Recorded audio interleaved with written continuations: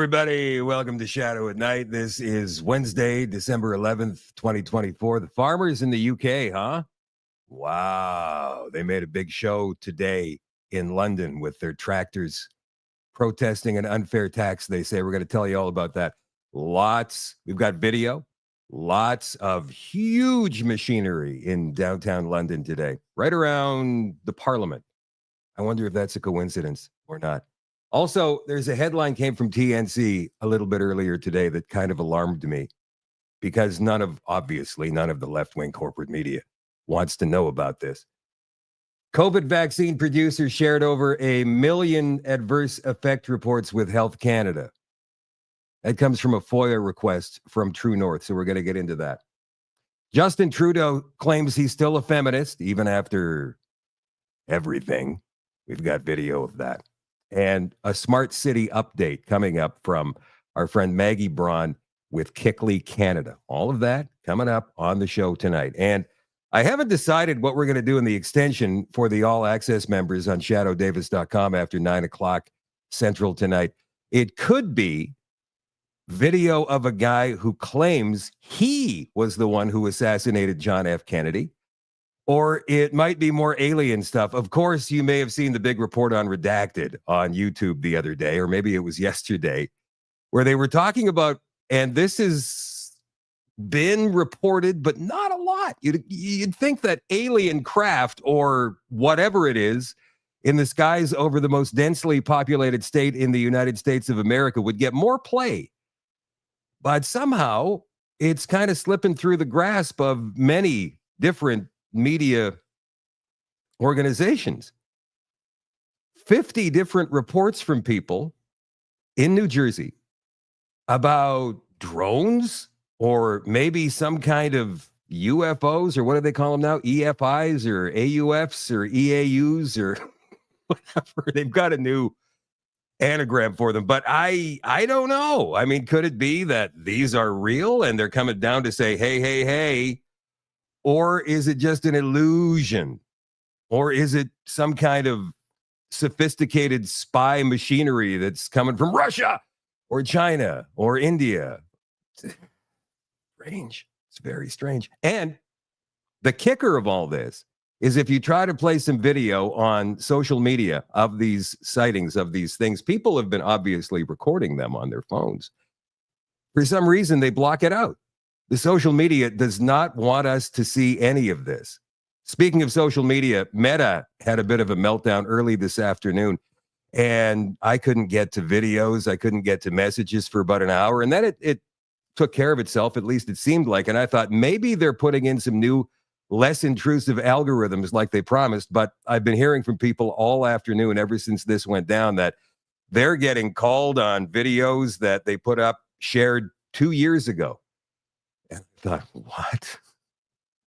So is it possible that after Zuckerberg claimed he wanted a prominent position in the Trump cabinet regarding social media, that he's getting even more aggressive when it comes to monitoring what goes on Facebook and Instagram and WhatsApp even? Because WhatsApp was attacked or something earlier today. The Shadow at Night live stream is brought to you by Canada Nano Silver, CanadaNanoSilver.com. And what do we got here? Oh, the silver lozenges. That's right. Some people have been experiencing sore throats this time of year. That makes sense. Cold and flu season. So if you've got a sore throat, you don't want to put chemicals into your body. Reach for Silver Biotics lozenges with vitamin C to quickly cool and soothe that sore throat with an added boost of support for your immune system. Each package contains 21 individually wrapped lozenges, and they come in different flavors. There's honey, there's Manuka honey, the vitamin C one, and elderberry zinc. So we're going to scroll down here a little bit and let you guys know what's in these things and what they do for you and what's not in these things, which is probably more important, right? There's no nuts, there's no soy, there's no gluten, no preservatives, dyes, or artificial colors. Soothes and cools your throat while supporting your immune system. Safe and effective alternative to products made with chemicals. Those chemicals, products that you see in Shoppers Drug Mart and Rexall and all the other drugstores. Made with cooling organic mint, soothing organic honey, made with natural and organic ingredients. Check them out. It is the lozenges, the silver lozenges One of the many great products you can find at CanadaNanoSilver.com. If you're looking for a retail location, maybe near you, you can find one, probably. On the retail locations tab right here on the front page of the website, there's retail locations in Alberta, BC, Manitoba, Newfoundland, Ontario, Quebec, and Saskatchewan, with more popping up all the time. There's over 30 now. And if you'd like to become a retailer of these awesome products, get a hold of Kevin and Anna through the contact tab at CanadaNanoSilver.com. Who's here tonight? Who is watching the show? And oh, look, there's the website in the comments. Kev put it right in there. Canada Nano Silver is watching tonight, and there's a link to the website right in the comments. You can go there and see for yourself. It's right there. Wallace is watching tonight, claims it's a holographic display to fearmonger the dumbed down. Yeah, that was my first thought, Wallace. So great minds think alike, right? Brent's watching tonight from Drumheller. Harry is watching from Vernon, British Columbia. Hello, Jack from Jaw of the Moose. Debbie, have you bumped into Burton Cummings at all in Moose Jaw? That's where he lives now, apparently. Glow is watching tonight. Cold. She's all bundled up, she says. Debbie's watching from Kipling, Saskatchewan. Nick in Timmins, Ontario. Mike is watching in Nanaimo on X. Ellen is watching tonight. Leona, Lucette, Brian, Charlottetown. Cool. Coraline's watching from Vancouver Island. Whatever platform you happen to be watching on tonight, guys, it's extremely important we get this out to as many people as possible. If, in fact, Meta is crushing shows like this even more than they already have, it's so important that we share this stuff to as many people as we possibly can, in groups, on your page, profile, whatever it takes, man. We have to beat this stuff back. Censorship is absolutely ridiculous now. And even though we thought, and I'm hoping that they pull it right back when Trump becomes the actual president in January. But for now, we're still fighting it. So share this as much as you can on the platform you're watching on, whether it's Facebook, whether it's YouTube or Twitch or X or Telegram or Rumble or whatever. Let's get it out there to as many people as we possibly can. All right, this is, and I got warned by Facebook about talking about vaccines, but I'm going to talk about them anyway because it's important. It's important that people know this stuff. Because there was a guy the other day, show me one person who's been injured by the shot, man. Just show me. Well, I haven't met anybody. Show me. I said, dude, you see, this is why it's so important to get this show and shows like it out there, because people are talking about this. It shouldn't be a secret. It shouldn't be so hard to find for people.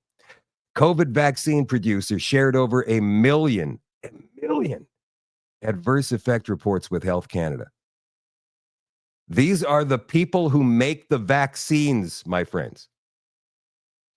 As public health officials, lawmakers, legacy media, and even government-funded influencers were touting the safety of these novel things and urging hesitant Canadians to take the shot, threatening them in some cases. You will not get on a plane or a train or a bus next to a vaccinated person. Remember during that election campaign, and was it the last one? 2021? Trudeau yelling and screaming that, wearing his Liberal team jacket. Thousands of serious adverse event reports were pouring into Health Canada almost daily. This is according to ongoing correspondence with access to information coordinators at Health Canada. Over 4 requests for such disclosures by vaccine producers Pfizer, AstraZeneca, Moderna, and Janssen. Food and Drug Act regulations compel drug makers to report all serious adverse events that occur anywhere in the world to the minister within 15 days after receiving or becoming aware of this information. The ATIP correspondence also revealed that from the end of 2020 to December 31st of 2022, Health Canada received more than 1 million such reports. These included 600,000 from Pfizer, 220,000 from AstraZeneca, 160,000 from Moderna, 22,000 from Johnson & Johnson. A broader interpretation of your request could encompass millions of records, writes an Access to Information coordinator for the department.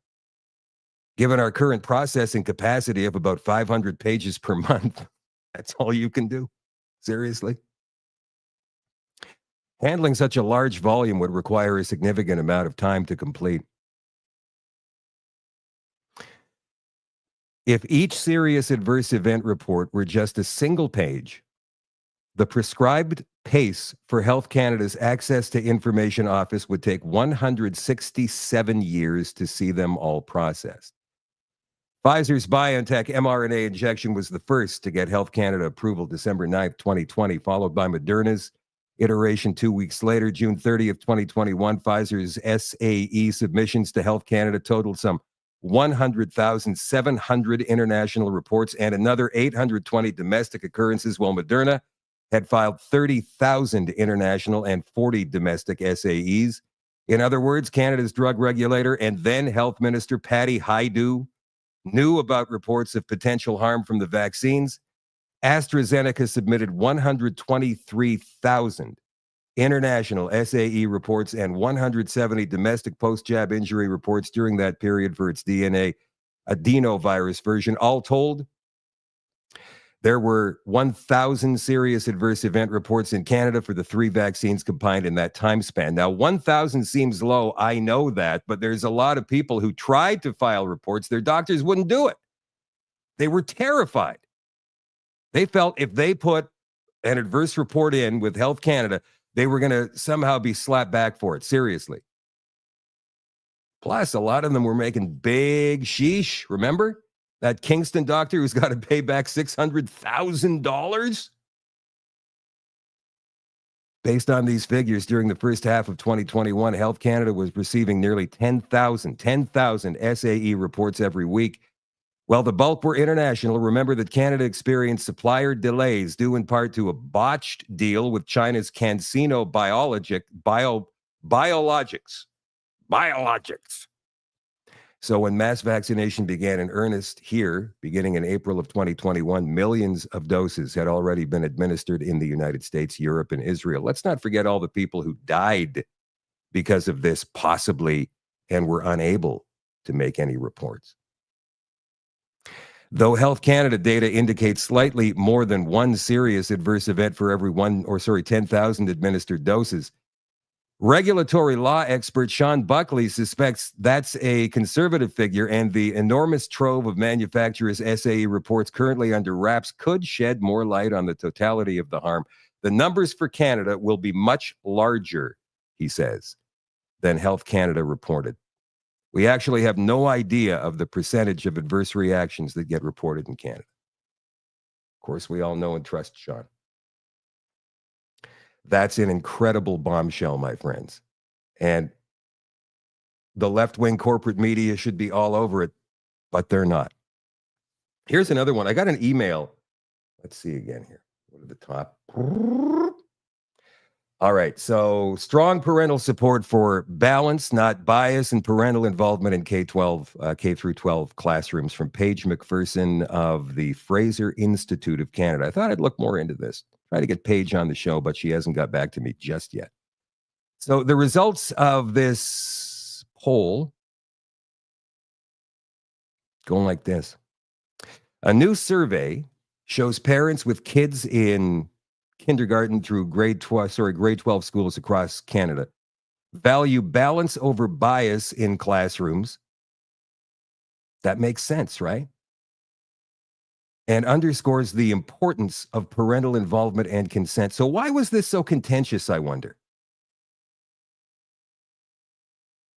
86% of parents believe teachers and curriculum in K through 12 should focus on providing students with facts and a learning environment within which students can openly explore facts. I get it. It's because the parents who responded to this particular survey, done through Leger, by the way, had anonymity. They didn't have to come out in public and say, what the hell's going on here, you goofs?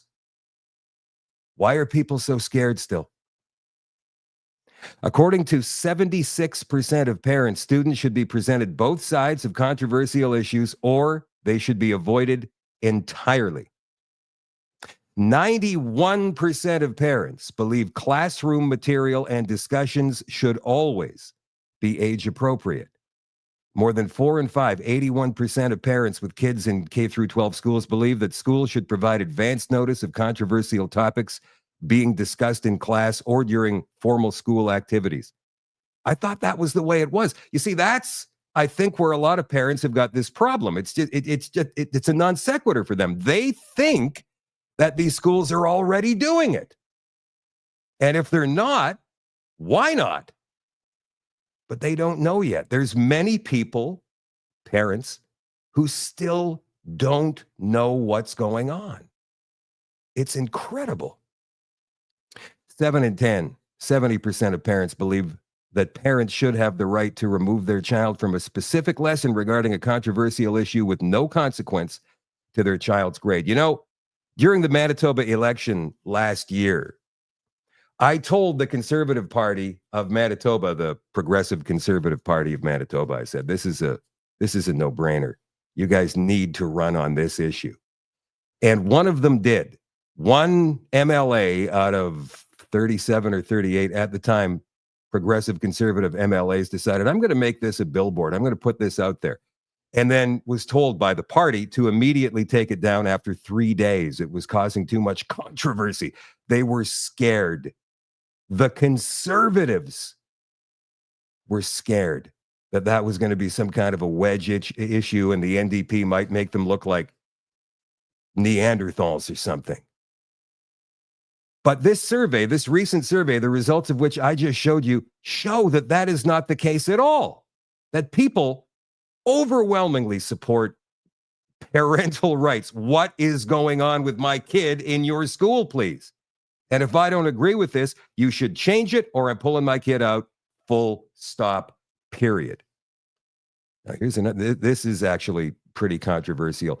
Understanding that many people are still very divided on the abortion issue. I've already made my feelings known about this. I'm not going to talk about it again tonight because I know there's some people who completely disagree with me and I don't want to start any vitriol in the comments tonight. I just don't. You know what? I haven't got the energy for it right now. I just don't care to, not now, not right now. Pattison. This is a company that provides most of the billboard space all across the country, like 80% of it, right? Pattison bans pro-life groups' billboard because it creates too much controversy. Now that is controversial. Saying that it creates too much controversy is in fact a controversy itself. Canadian Billboard Company canceled the contract with a Manitoba pro-life group saying that the requested image creates too much controversy and that the company received a lot of backlash for similar designs in the past. Susan Penner, the executive of Life Culture, it's a pro-life organization in Steinbach, Manitoba, told True North that her organization intended to use the same image it used in a campaign with Pattison outdoor advertisements the previous year, but was shot down this time. The image featured a pregnant woman cradling her belly. The caption read, "Celebrate the gift of life," and included Life Culture's website address. Penner told True North in an interview that the billboard was meant to remind people in a time of widely accessible euthanasia and abortions that life and pregnancy is a gift. Emails from November between Pattison Outdoor and Life Culture provided to True North show the billboard advertiser initially said, yeah, okay, sure, why not?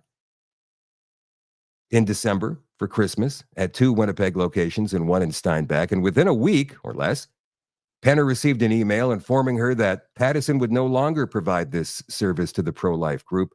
Susan, I regret to inform you that my compliance department will not allow your creative to post on our inventory. The category of the content is pro-life, pro-choice, and it simply creates too much controversy for us. You guys are just renting out your space. It's not necessarily what you believe. Just making a little bit of money. That's what you do. That's what your company does. When Penner asked what had changed, as the group had used billboard space last year in Steinbach, Pattison Outdoor replied that it encountered a lot of backlash for similar designs posted through Canada in 2024. So this is a group of probably 12 people, all making multiple calls and sending multiple emails, using multiple names, to create the illusion that there's so many of them that Pattison had no choice but to say no. And bots, they're using social media bots as well. Do not be intimidated by these people. There's just not that many of them, not nearly as many as you think there are. And even if there were, so what? If you were to face them in real life, they would back down like a bunch of crybabies, because that's all they are. That's it. Our compliance department has had to expand our restrictions. Pattison Outdoor representative said in the email, we cannot take the risk of public complaints. Penner made a point of not wanting to go on a witch hunt against the company, asserting that she just wanted to raise awareness that companies in Canada are refusing service due to the so-called controversy of calling a woman's pregnancy a gift. How have we gotten so far in our country that life has become so offensive that a billboard designed to highlight the beauty and excitement of pregnancy is deemed controversial? What a great line. She said she's concerned about a culture of fear in Canada that a pro-abortion activist government has cultivated, that she credits as a leading cause of the incident. Our government creates fear by pitting life and women's rights against each other. Businesses fear the legal and economic consequences if there's any indication they support life. Churches fear losing a charitable probation status. Individuals fear losing friends or acceptance. And that is quite true. John Carpe, the president of the Justice Center for Constitutional Freedoms, said that life culture may have grounds for a human rights complaint in Manitoba. They probably won't win it because, the human rights boards all across the country are woke. Carpe said life culture could argue it was discriminated against based on protected grounds of creed and religious belief under human rights codes. The Human Rights Code of Manitoba states that organizations cannot discriminate based on political belief, political association, or political activity. He said that defending a group's right to say unpopular things is the bedrock of progress in society, and noted an example of a man who changed the way people understood science but was mocked for saying doctors should wash their hands before delivering babies, as many mothers were dying from infections. You could come up with hundreds of examples of progress that would not have happened without people feeling upset. Comfortable majorities get upset when their cherished notions are challenged, Carpe said. If we want to move forward towards better scientific understanding, economy, laws, and civilization, we have to put up with comfortable majorities feeling upset. Again, this is not a comfortable majority, not in my opinion. It's just people who are against it, who are pro-life, are scared, many of them, to speak out because they fear retribution. Penner didn't indicate whether she planned to seek legal redress. Pattison Outdoor did not respond to True North's requests for comment. Wow. Again, I'm not going to get into the abortion debate with you guys, not tonight. Don't forget, like and share. Get this out there. Get this out there to as many people as we possibly can. Speaking of women's rights, Justin Trudeau is back at it. Says women's rights and women's progress is under attack, pointing to the recent defeat of U.S. presidential candidate Kamala Harris, speaking Tuesday night at an event hosted by the Equal Voice Foundation, an organization dedicated to improving gender representation in Canadian politics. Trudeau said there are regressive forces fighting against women's progress. Well, let's go ahead and play some video of that, shall we? Just a few weeks ago, the United States voted for a second time to not elect its first woman president. Everywhere, women's rights and women's progress is under attack, overtly and subtly. But I want you to know that I am, and always will be, a proud feminist. You will always have an ally in me and in my government.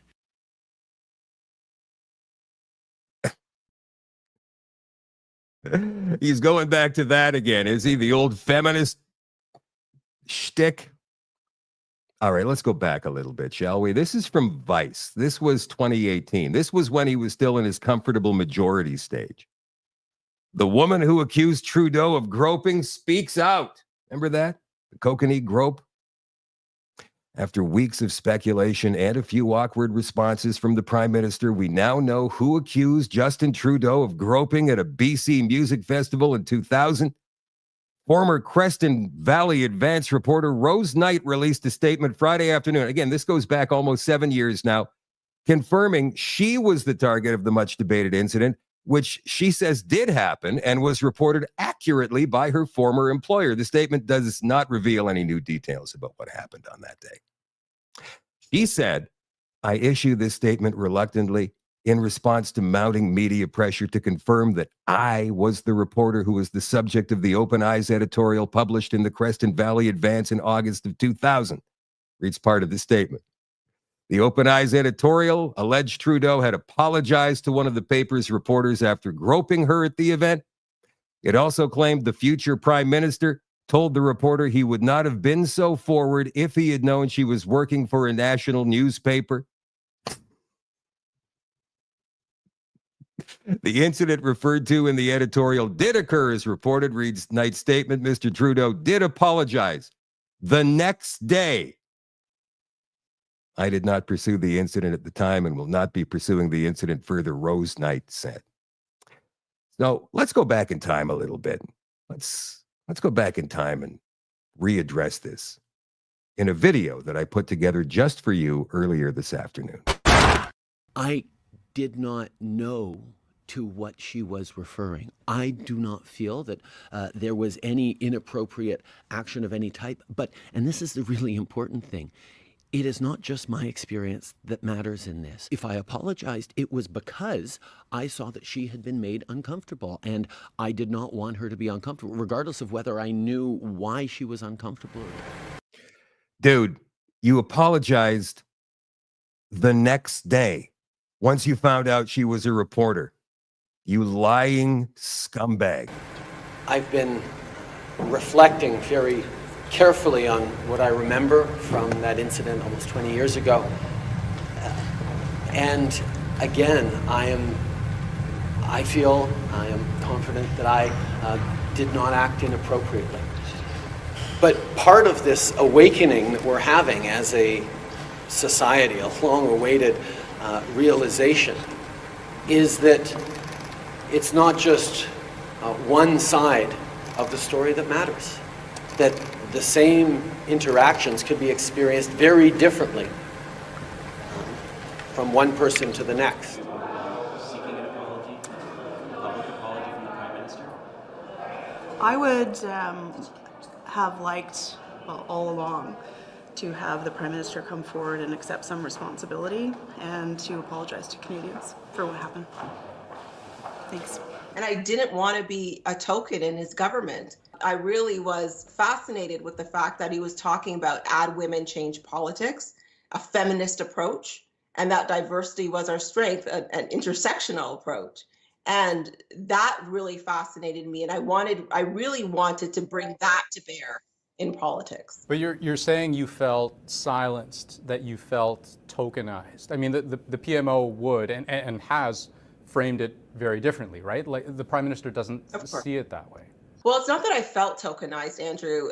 There's evidence of that. In my role with the Prime Minister, the 3 international events that I attended were the state visit to Washington, in which I only met Obama. I had no other meetings or anything else to do during that whole time.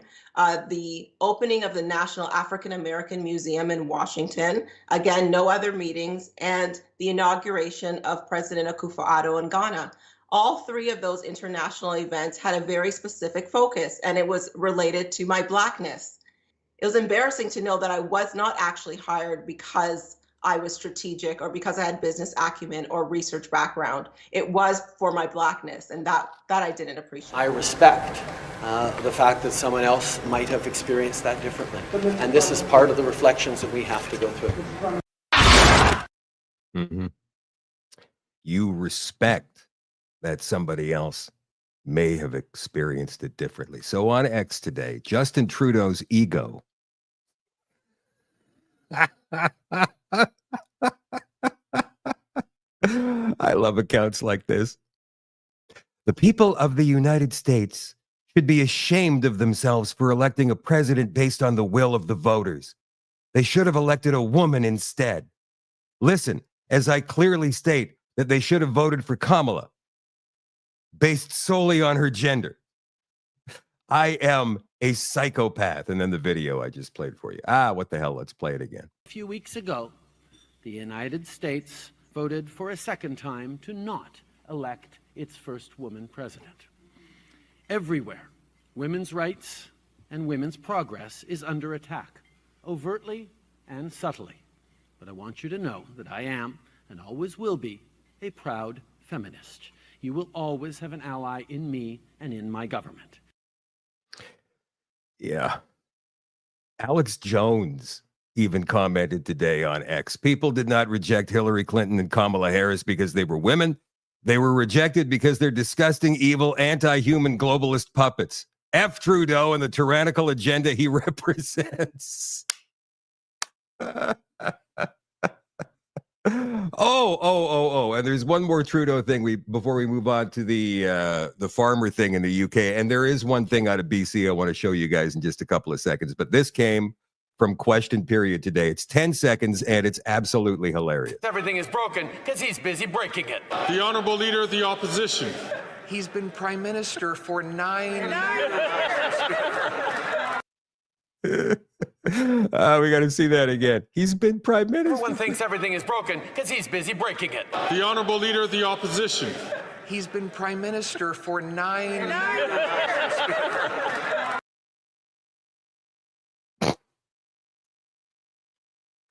You know, there's a lot of people out there that say, hey, Trudeau may be arrogant, but he's not stupid.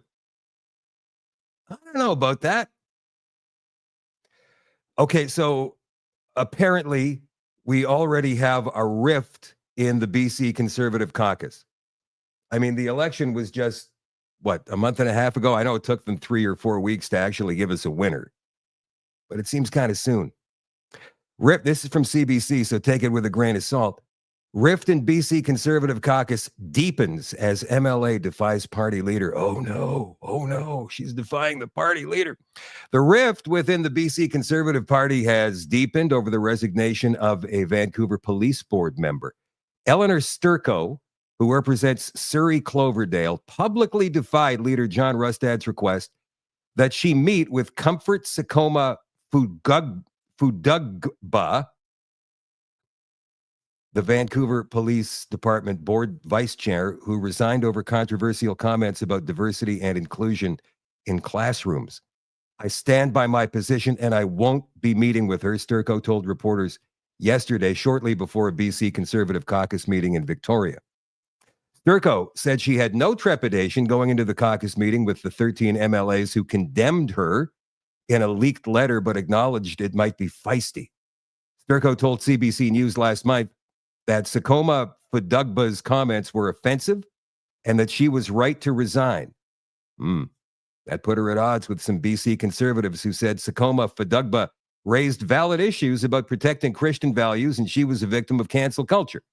In screenshots shared to Reddit, one of Sakoma Fudugba's posts discusses how mass immigration and a growing aversion to assimilation are transforming Canada into a place where a shared identity is disappearing. Absolutely correct. Never should have resigned. Another post questions Diwali celebrations at school, saying the push for secular education isn't about religion.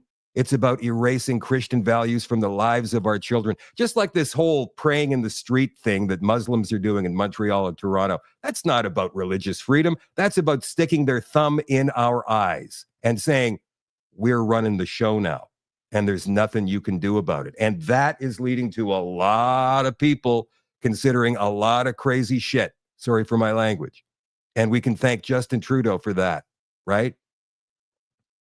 A third references gender transitions while criticizing a woke culture that pits children against their parents. 13 Tory MLAs signed a letter condemning Sturco's comments and pressing Rustad to ask her to apologize. It's our view the statements caused undue harm to Ms. Sakoma and called into question our commitment to the core values shared by Conservatives, they wrote. As they walked into their party's caucus meeting, all 13 MLAs refused to comment on why they signed the letter. Guys, you got to step up and say, don't be cowardly about it. Rustad had been silent about the issue until Monday night when he posted on social media that he had shared a meal with Sakoma Fudugba in her home and invited Sturco to meet with her as well. I want to make it crystal clear where I personally stand. I support Comfort Sakoma. And I don't believe she should have been asked to quit the VPD police board, Rustad wrote. He said he understands the critical importance of freedom of speech, particularly for MLAs. However, he said Sturco should meet with Comfort Sakoma before drawing further judgment. Comfort is a wonderful person with so much to offer, and I hope she continues to advocate for the conservative movement in BC and in Canada. CBC News asked Rosted Tuesday if Sturco publicly defied him by responding that she would not meet with Sakoma Fadugba. I expected that she would, he said. They have the right to be able to say things. They have a right to bring forward issues. Rosted denied there's a rift in the party, saying differences of opinion are welcome.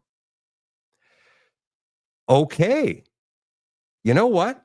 That's not so bad after all. So there's a rift. So what? They disagree on this. The bottom line is that they're allowed to say the things that they believe. I don't agree with that woman at all. I don't. I'm talking about the lone conservative MLA who said she should have resigned. Everything she said was awful. No. What she said is absolute fact. What's going on in this country right now is, I can't say these words, but you guys know what I'm talking about here. The great theory. Right? And any liberal, and when I say liberal, I'm talking about Liberal Party member or today's version of liberal, which is actually an extreme Marxist, extreme left Marxist. They'll look at you as they have this high ground, this moral high ground, and go, oh, you believe in the great theory? What's your proof? All you have to do is say this. Look around you. That's pretty much it.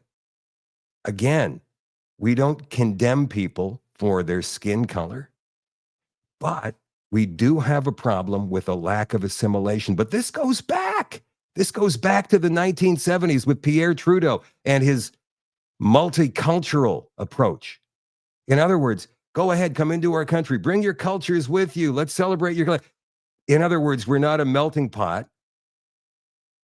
We are allowing you to bring your country and the reasons that you wanted to move away from it with you to create havoc here.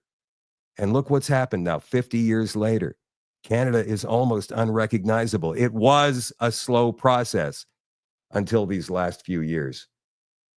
And hopefully we can do something about it. Now, they've got a big problem with that in Europe and the UK, obviously, but they have other problems over there. And here's a story from the Daily Skeptic. Farmers have threatened to bring Britain to a standstill in a war against the government's inheritance tax raid, as hundreds of tractors descended on central London today to protest the policy that sets a 20% tax on assets worth more than 1 million quid, as they say over there, pounds. Vehicles lined up in Westminster on Wednesday morning before tractors, many decorated with Union flags and signs that read "No farmers, no food," began a slow drive through the capital. And we have video of a whole bunch of different perspectives here. And this video kicks off with one of the guys who led the charge. So let's go ahead.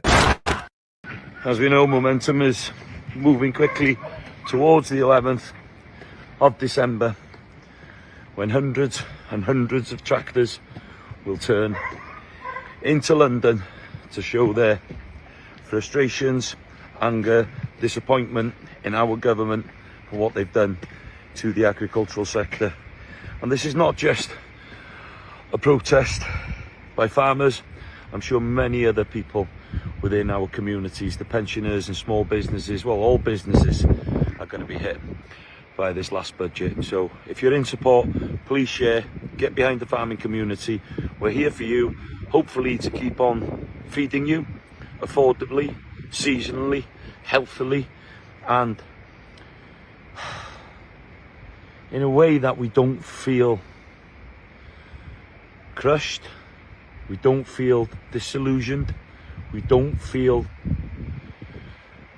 that we are respected, and we don't feel like this government cares one iota about what we do every single day.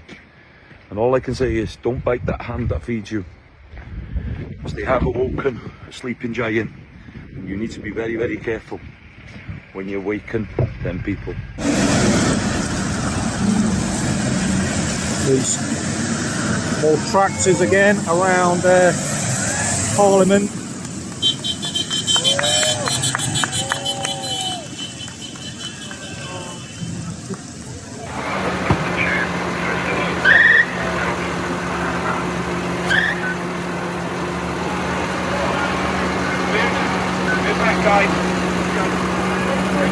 tractor's going.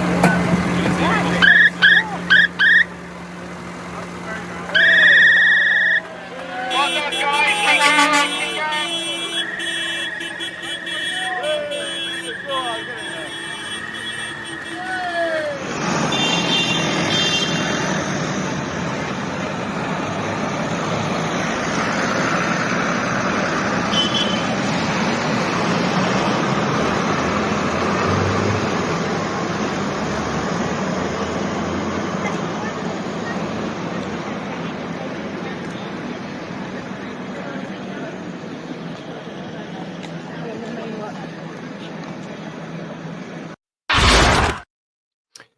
You think it's going to help?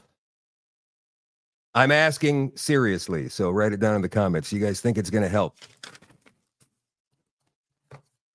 I mean, you can show up with, I don't know, 500 tractors and 10,000 people to protest, and you can make a scene for a day, and then everybody goes home, fingers crossed. Hope it worked. Hope it worked. Is the government going to pay attention? Probably not, unless you sustain it. You have to be willing to go to the mat.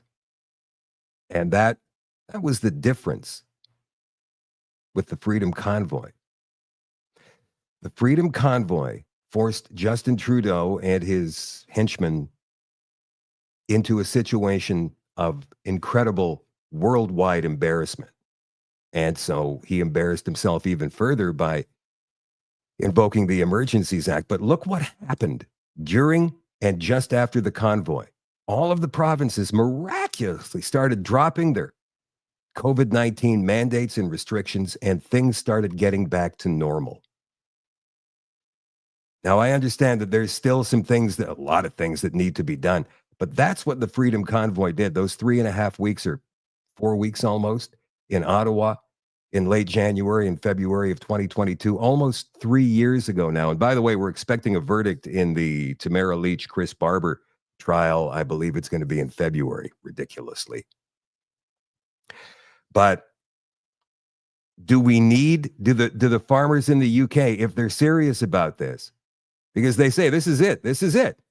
If you do this, 50% of the farmers in the UK are going to fold their tent. They're not going to keep doing what they're doing. No farmers, no food. Do they have to stay there? Do they have to come back again tomorrow and the next day and the next day until they get their way? Yeah. You know, I've been thinking here in Canada that maybe we need to do something again. And it's not about COVID. It needs to be about something that people understand, that's close to their heart, that's really bothering them right now. So it's not going to be about digital currency. It's not going to be about digital ID. It's not going to be about any of the things we talk about regularly. It's not going to be about smart cities, and we're going to talk more about that in just a second. It's going to be about a lame duck, lying, corrupt government still trying to impose their will on the people of this country, even after the polls have showed them in such a precarious position for the last 18 months now. Every time a new political poll comes out in this country, you see the conservative, they may as well be in charge. Trump may as well have invited Poilievre down to Mar-a-Lago instead of Trudeau. Trudeau has nothing. Nothing. He's like an NHL coach with no new contract. If he's not going to be back next year, why should we play for him? He's a lame duck. That's what Trudeau is right now. Even though I did get into an argument on X with somebody about this last week. He's not a lame duck. Lame duck. And they gave me the Webster's dictionary definition. I said, yeah, he's a lame duck. He is definitely a lame duck. We know he's not coming back, even though Trudeau thinks he might have a chance. He actually said that the other day. He said, yeah, I'll just wait until people go to the polls. They're going to change their mind when they actually see what's on the line. Trudeau still believes that he can win. I say, all right, Justin, if you really believe that, then put your money where your mouth is and drop the writ. Dissolve Parliament. Let's have an election. That's what we need. And these guys, him and Singh, have been holding us hostage now for the better part of a year with these ridiculous polls. The Conservatives may as well be in power now. Trudeau can't do anything because of a paralyzed parliament. I say we need to force the issue. And it's not going to happen with a petition. And bless the people who have tried to get the petitions out there. But it's not working. They need to hear us. So what can we do? I'm not saying we bring all the trucks to Ottawa again. It's not what I'm saying. What I am saying is that maybe about 100,000 of us get together and go to Ottawa peacefully with signs. We want an election now. So we need the numbers that we had with the Freedom Convoy, but not the trucks, because the trucks were the problem. And we need to be respectful of everybody, even more than we were last time, to give the left-wing corporate media absolutely no reason to be able to call any of us normal, average Canadians right-wing extremists. Diagolon, which Trudeau brought up in the House of Commons again the other day, like people know what it is. We know, but the average normie has no idea what it is. So could we go to Ottawa again, 100,000 Canadians or more, and stay there for as long as it takes to get them to call an election? I'm not talking about right now. We've got Christmas and all of that, and Parliament's not going to be sitting until, I think, late January. So we go back to when Parliament resumes in late January and just stand there on the front lawn of Parliament Hill and say, hold the sign. We want an election. We want one now. Now, not October. Now. We don't want Trudeau to be able to do any more damage than he's already done, and he wants to. Bill C-63, Bill C-293 are still major threats to us. And one thing that people forget, this could cause a constitutional crisis once Poilievre gets in there, but if he wants to start repealing these things, he's got to get it through the Senate, which is dominated by Trudeau appointees right now. Whether they call themselves independent senators or not, they are lifelong liberals. And they may try to cause a problem so bad that Poilievre has to reopen the Constitution to get rid of the Senate. Now, I don't think that an appointed Senate would try to override the people of the country, the elected officials of the people of this country. I don't think they would. But if they do, it would give us reason to redo the Constitution and remove the Senate, or at least change it drastically and make them elected. I do believe we need that upper chamber. It's a house of sober second thought, but they need to be elected, and they need to have term limits. Anywhere between 3 and 5 years would be fine with me. So what else is going on? Oh, yeah, the smart cities. All right, so this is happening all across the country, as I've brought up time and time again. People have asked me lately, how come you haven't talked about the smart cities in a while? I say, it hasn't really been a thing. The Winnipeg Metropolitan Region Board has been suspiciously quiet for these past couple of months. They haven't rescheduled a public forum that they were supposed to reschedule, and they tried to sneak this one past us back in the summertime. But it's still happening all across the country, including Aurora, Ontario. So here's a guy called Joel Sussman. Our friend Maggie Braun tells me, I had to ask her who this guy was. Joel Sussman, who spoke at Aurora Town Council a little while back. This is a fantastic speech. Please watch. Good evening. Restructuring of Canadian mayors and municipalities under the auspices of the United Nations began in 1992. PM Mulroney signed Canada onto UN Agenda 21. Canada thus became a UN member nation state. 178 countries signed on, lured by the promise of big money to go green. By 2000, countries, including Canada, were being governed by directions of the UN, G7, G20, World Economic Forum, and World Health Organization, to name some. Every organization named is a foreign-based NGO, non-governmental organization, and every member of all these organizations is unelected. Parliamentary procedures for law changes weren't followed. In 1994, a municipal primer was issued to all local towns outlining how they were to restructure their governments. Though the municipal primer was a non-binding agreement, all towns adopted it. Our public officials, the mayor and councillors of that day, were partnered with a private corporation, the Corporation of the Town of Aurora, who appointed a chief administrative officer who helped implement the global agenda instead of a local one. The International Council on Local and Environmental Issues, ICLEI, became the main source of consultation to push and fund the global agenda. We remind you that the World Economic Forum and the United Nations signed a strategic partnership framework in 2019 to jointly accelerate the implementation of the 2030 Agenda for Sustainable Development. This is the same World Economic Forum whose chairman, Klaus Schwab, famously declared, "You will own nothing and be happy." This is the same Klaus Schwab who, referring to Canadian Prime Minister Justin Trudeau, boasted, "We have penetrated more than half of his cabinet." We would ask Mayor Maracas and the councillors, why should the citizens of Aurora bow down to the intrusive dictates of an unelected foreign entity? The fact is we should not, and we will not. What, you ask, does any of this have to do with 15-minute smart cities? Absolutely everything. SMART, S for surveillance, M for monitoring, A for analysis, R for reporting, and T for technology.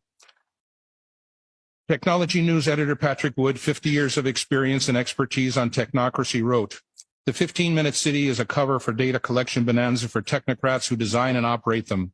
Cities designed for maximum efficiency always reveal technocrat thinking that efficiency itself is the goal. Maximum surveillance allows for maximum control to achieve even more efficiency." At its very root, this mechanistic thinking is anti-human. The 15-minute city narrative seeks to fool you in the guise of saving the planet, keeping you safe, and delivering convenience. It's actually the gateway to digital IDs and CBDC, central bank digital currencies.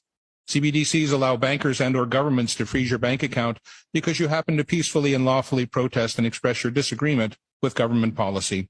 Anyone remember the truckers' convoy in Ottawa, February 22, when the Government of Canada invoked the Emergencies Act and froze the private bank accounts of law-abiding citizens? 15-minute cities are wolves in sheep's clothing. Don't believe the countless stories spewing forth from the 24/7 basis from the elitist captured mainstream media, all claiming to have your best interest at heart. We have been burned too many times. In reality, 24/7 surveillance through the Internet of Things inside your home, 5G and LED streetlights outside, monitoring and tracking and recording everything. Implementation of exclusion zones and geofencing to restrict movement and travel. Ability to control behaviors through military-directed energy technologies. Property and car ownership to be outlawed. Evictions from farms and rural areas to gather people into cities. Digital passports being promulgated by the UN, World Economic Forum, and the World Health Organization are in the final stages of planning and implementation. They are tied to social credit score, which is determined by compliance to government directives. These passports control all access and all aspects of life. Digital currency is being implemented to end cash and monitor all your spending. Your digital currency will be turned off or on depending on your compliance score. UBI Universal Basic Income is a state-controlled allowance forcing compliance by restricting access to food, money, services, and education. All of the above will enable climate lockdowns to be implemented easily, arbitrarily, and indefinitely. The real agenda of 15-minute smart cities is to monitor and control everyone and everything. In summary, in the coming days, Council will receive an electronic info packet which will contain the text of this delegation and other items. We, the citizens of Aurora, wish to enter into a meaningful, respectful dialogue with our elected members of Council on this complex, important issue. A key framework of that dialogue is a list of questions posed to Council. Can Council explicitly guarantee that citizens will be remained free to travel as is their right under the Charter of Rights and Freedoms? Can Council guarantee not to restrict access to essential services, medical care, bank accounts, government pensions, utilities? Most importantly, we, the citizens of Aurora, need to have the conversation with Council about exiting their non-binding agreement with the private, for-profit entity known as the Corporation of the Town of Aurora. We need to turn back the page to a simpler time when open, transparent municipal government serving its citizens and working in their best interests ruled the day. We are your equal partners on this journey. Thank you.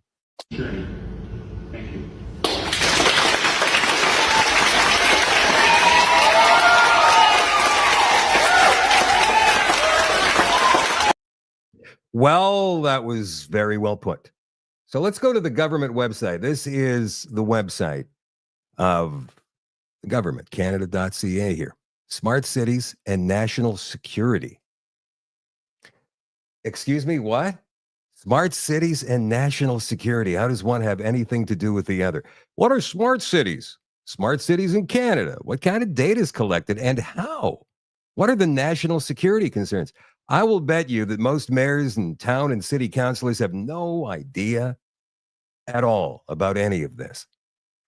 Well, there's many definitions of a smart city. Here we refer to environments where digital technologies are used to enhance, you see, it's all flowers and light here, the quality and efficiency of municipal services.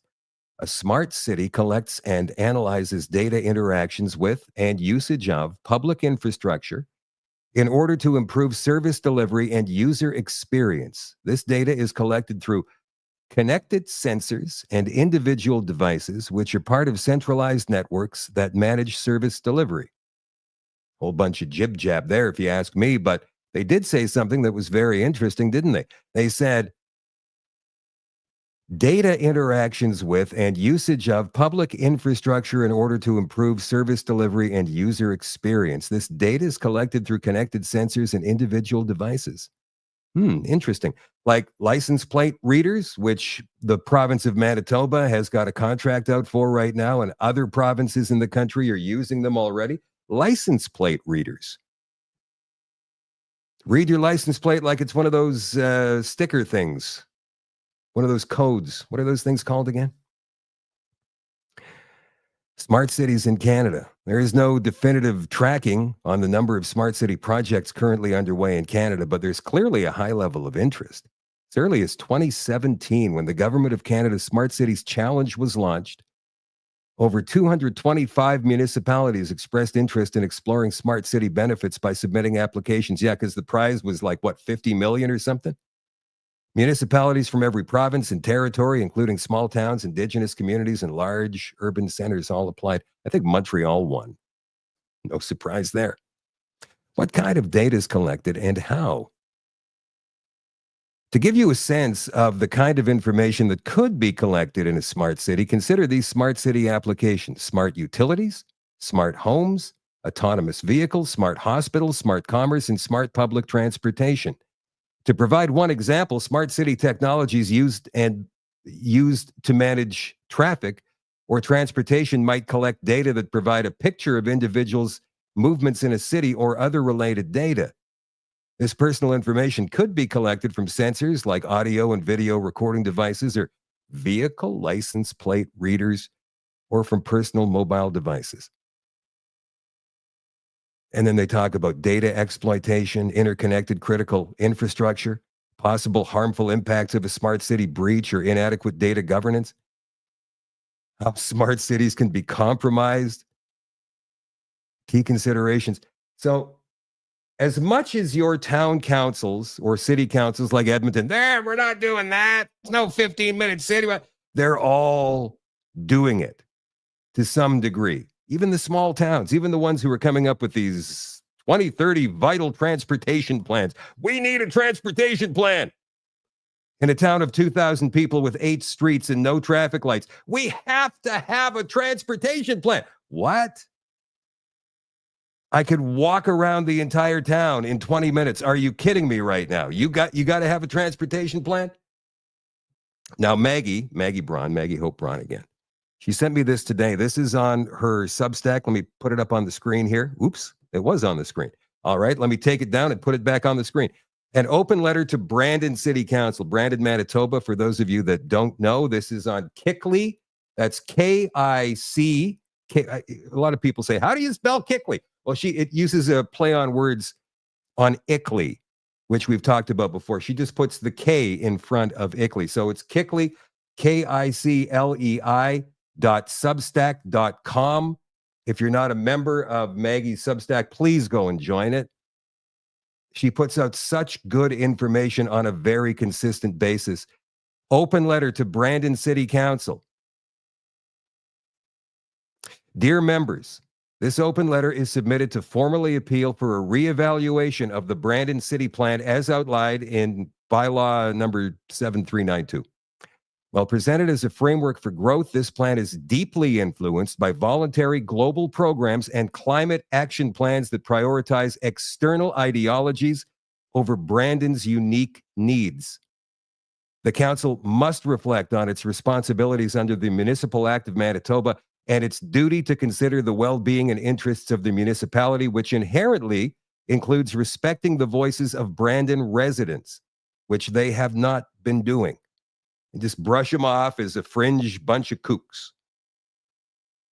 The Municipal Act and Council's responsibilities. Under Section 83(1) of the Municipal Act of Manitoba, the general duties of council members include to consider the well-being and interests of the municipality as a whole, and to bring to the council's attention anything that would promote the well-being or interests of the municipality. And once again, let me just tell you that Brandon is a city of roughly 55,000 people. It has no need for any of this nonsense. None.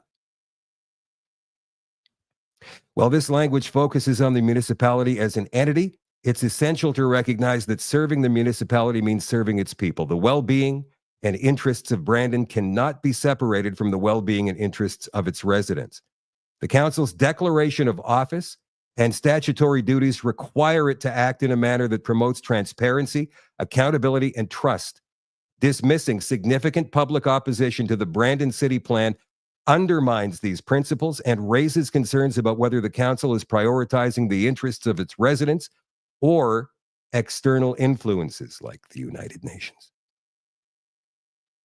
The public hearing on August 19th, 2024, demonstrated overwhelming opposition to the Brandon City Plan. Council chambers, overflow rooms, and hallways were filled with concerned citizens, yet their objections were dismissed.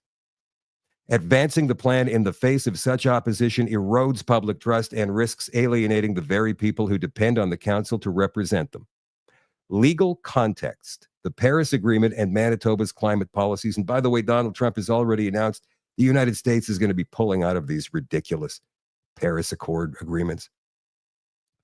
It's crucial to address misunderstandings about the obligations tied to the Paris Agreement and similar global frameworks. Number one, the Paris Agreement is non-binding at the local level. While the Paris Agreement is a legally binding international treaty for countries, its specific targets, known as nationally determined contributions, are not enforceable at the municipal level. Municipalities like Brandon are under no legal obligation to adopt or enforce these targets. Number two, Manitoba's climate policies are advisory, not mandatory. The Made in Manitoba Climate and Green Plan establishes provincial greenhouse gas reduction goals, but these are not legally binding for municipalities. Local governments retain full authority to determine climate policies that align with their community's needs. Manitoba as a net carbon sink. Well, the whole country is. The Brandon City Plan's emphasis on achieving net zero emissions ignores the broader context of Manitoba's natural carbon sequestration capabilities. I hope I said that right. I don't think I did, but I hope I did. Population emissions in Manitoba, with a population of approximately 1,474,439 people. Manitoba emits an estimated 20.94 million tons of carbon annually, based on the Canadian average of 14.2 tons per person per year. I'll try it again. Carbon sequestration. I think I said it right. Sequestration, potential of Manitoba's ecosystems. Manitoba's diverse ecosystems serve as powerful carbon sinks, absorbing significantly more CO2 than the population emits. And remember that Maggie Hope Braun has got a degree in this stuff. She knows what she's talking about. Boreal forests covering approximately 34 million hectares. Manitoba's boreal forests sequester an estimated 204 million tons of carbon annually. Peatlands, accounting for approximately 19.2 million hectares. Manitoba's peatlands sequester an estimated 384 million tons of CO2 annually. Wetlands sequester an estimated 32.5 million tons of CO2 annually. Agricultural soils, 10 million. Grasslands, 4 million. Total carbon sequestration, 634.5 million tons of carbon annually, over 30 times of the province's total emissions. Recommendations: reevaluate the plan. Seek legal advice. Confirm that Brandon is under no legal obligation to implement Paris Agreement targets or align with ICLEI frameworks. Prioritize local needs. Focus on addressing Brandon's unique challenges. It doesn't have any. Acknowledge Manitoba's carbon sinks. Uphold accountability. Conclusion. This is brilliant, Maggie. If you're watching right now, this is absolutely brilliant. Thank you for this. The Brandon City Plan prioritizes global ideologies over the immediate needs of the community. Furthermore, there is no legal mandate for Brandon to adopt net zero targets under the Paris Agreement or Manitoba policies. Proceeding under the misconception that such obligations exist risks financial harm and erodes public trust. This letter implores the council to reconsider this plan, seek appropriate legal advice, and prioritize Brandon's residents over non-binding global objectives. Now, do you think that this letter is going to have any impact on them? No, because they're woke, these councilors, and ideology-driven. To them, facts do not matter. This open letter serves as a collective appeal to the council to uphold its duty to the people of Brandon and to ensure transparency and accountability in its decision-making process. Get involved. Reach out to Maggie. Here's the email right here at the bottom of the screen. You guys can see here. I'll circle it with my little pointer right there. info@kickley.ca. info@kickley.ca. And this is not just for residents of Brandon or municipalities surrounding Brandon. This is for everybody in the country. Your municipality, whether you know it or not, is going through the exact same thing right now. The Partners for Climate Protection boast of over 400 municipalities in this country that are all putting in plans based upon their recommendations. 400 municipalities. Chances are good that you live in one of those 400 municipalities or cities. info at Kickley, KICLEI, KICLEI.ca. That's for Maggie Hope Braun for feedback and assistance. And again, thank you, Maggie, for everything that you've done and are doing. One more thing here. The scare tactics continue. This is before we go to the extension on shadowdavis.com for you all access people. I'm not sure what we're going to do tonight. I've got a couple of videos. We'll talk about it when we get there. This is one thing we do. I said do. One thing we do in the extension with the all access members is we discuss what we want to see. Because I've got a whole bunch of different things that we can go ahead and watch. And these are deep. There's a video of a guy who actually claims to be the assassin of John F. Kennedy. I had never seen this before. I peeled it off today and I went, whoa, it's long, really long. Haven't had a chance to watch it all yet, but the guy claims. He claims. So that could be the thing we do tonight in the extension, or it might be something else completely different. Anyway, here's the thing. Let's throw it up. Hundreds of vials of deadly viruses missing after lab breach. Oh, this is Newsweek yet. Used to be a respected left-wing corporate media organization. So let's see what they have to say. It's a couple of days ago now. So it could be worldwide already. Hundreds of vials containing live viruses have gone missing from a laboratory in Australia, sparking an investigation. How does that even happen? Like hundreds of vials containing live viruses. How? What? Like, aren't these places under such heavy security that you could never even dream?